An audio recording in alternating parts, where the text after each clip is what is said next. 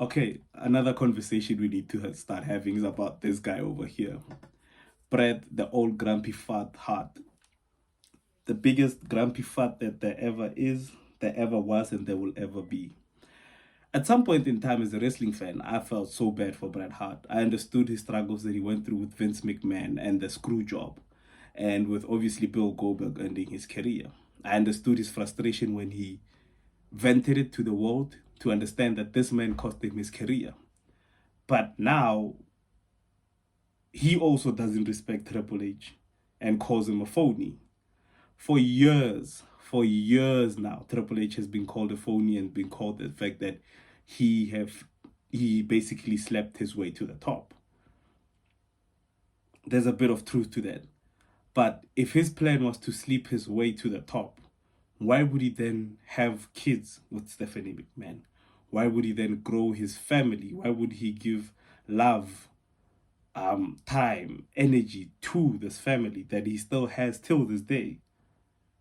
At some point, we got to start looking at this and going, all right, what else do you have on Triple H that's new? It's almost like that point in 8 Mile where B Rabbit comes out and says everything that's already been said before. That's probably going to be used against him. We've heard the fact that Triple H has slept his way to the top. We've heard the whole incident about Triple H being racist. We've heard about Triple H looking down on black superstars. So, what more?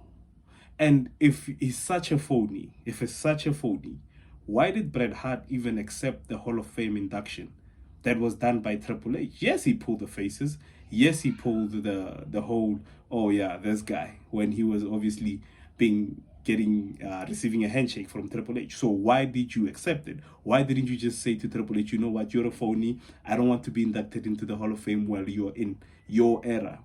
Why didn't he do that? And until when is this guy actually gonna stop crying, bitching, moaning, and complaining about the same thing over and over?